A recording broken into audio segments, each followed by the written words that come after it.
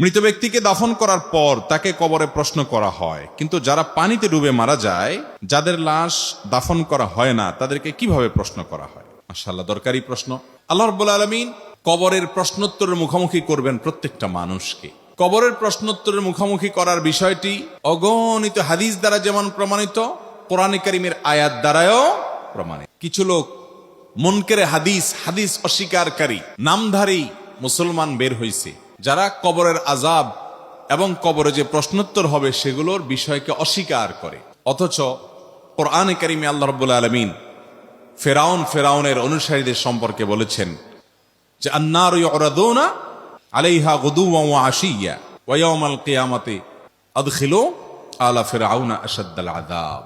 ফেরাউন এবং তার অনুসারীদেরকে সকাল বিকাল শাস্তির মুখোমুখি করা হয়, আর কিয়ামতের দিন বলা হবে সবচেয়ে কঠিন শাস্তির মধ্যে তাদেরকে প্রবেশ করাবার জন্য, অর্থাৎ জাহান্নামে দেওয়ার জন্য।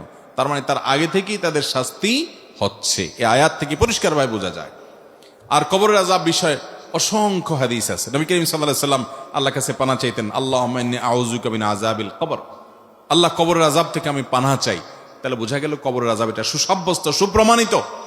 তো এখন কথা হলো, যে ব্যক্তিকে বাঘে খেয়ে ফেলেছে, যে ব্যক্তি পানিতে ডুবে মারা গেছে, পচে গলে লাশ মিশে গেছে, যে ব্যক্তি আগুনে পুড়ে ভস্ম এবং ছাই হয়ে গেছে, তার লাশ তো কবরে রাখার সুযোগই হয় নাই। তাহলে তাকে কিভাবে কবরে প্রশ্নোত্তর করা হয়? এর উত্তর হলো, কবরের জগৎটাকে মূলত বলা হয় বারজাখের জগৎ। আল্লাহ তাআলা কোরআনে কারীমে বলেছেন, ওয়া মিন ওয়ারাইহিম বারজাখুন ইলা ইয়াউমি ইউবআসুন। মৃত্যুর পর বারজাখ বলতে একটা জীবন আছে। বারজাখ মানে আড়াল, যে জীবনটা কিয়ামত যে কায়েম হবে সেটা, এবং জীবন, এই দুইটার মধ্যবর্তী জীবন, আড়ালের জীবন, পার্টিশনের জীবন, যে এর পরেই হবে কিয়ামত।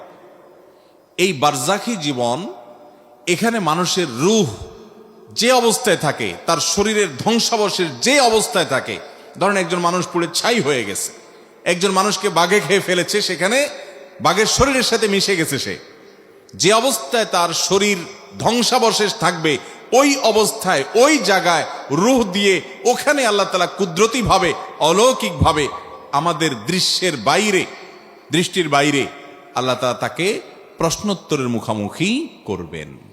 ওইটাই তার বারজাখী জীবন। যে কবরস্থ আছে তার কবরটা যেরকম বারজাখী জীবন, আর যে ব্যক্তি পানিতে পুড়ে পানিতে ডুবে আগুনে পুড়ে বিভিন্ন ভাবে ধ্বংস হয়ে গেছে, শেষ হয়ে গেছে, ওই ব্যক্তিকে ওই অবস্থায় তার ধ্বংসাবশেষটা যেটা আছে ওখানের মধ্যে রূহ দিয়ে, ওখানে মধ্যে প্রশ্নোত্তর, ওখানে আযাব বা শাস্তি সে অনুভব করবে, যেটা পৃথিবীর আমরা সাধারণ মানুষরা কেউ এই জগৎ থেকে সেটা ফিল বা অনুভব করতে পারবো না। কারণ ওই জগৎটাই হলো আলামুল গায়েব বা অদৃশ্যের জগৎ। অতএব দৃশ্যের জগতের সবকিছু সে অদৃশ্যের জগৎকে ফিল বা অনুভব করতে পারবে না, সেটাই স্বাভাবিক। কথা কি বুঝাতে পারছি? অতএব আলামুল গায়েব সম্পর্কে, অদৃশ্যের জগৎ সম্পর্কে আমরা কোরআন এবং হাদিসের আলোকে যেটুকু শুধুমাত্র প্রমাণিত এটুকু আমরা বলতে পারবো। ওখানে কিভাবে, তার ধরন কিভাবে হয়, ডিটেল বিস্তারিত বিবরণ আল্লাহ তাআলা একমাত্র ভালো জানেন। কারণ ইমানের গুরুত্বপূর্ণ একটা পাঠ হলো গায়েবের প্রতি, অদৃশ্যের প্রতি, কোরআন হাদিসে যেগুলো বলা আছে কিন্তু আমরা দেখি না, সেগুলোর প্রতি ঈমান আনা। সব কিছু যদি আমার চোখেই চলে আসে, তারপরে আমি বিশ্বাস করি, এর বাইরে আমি কিছু বিশ্বাস না করি, আল্লাহর কাছে যদি আমার আস্থা এবং বিশ্বাসই না থাকে, তাহলে ঈমান আর থাকলো কোত্থেকে?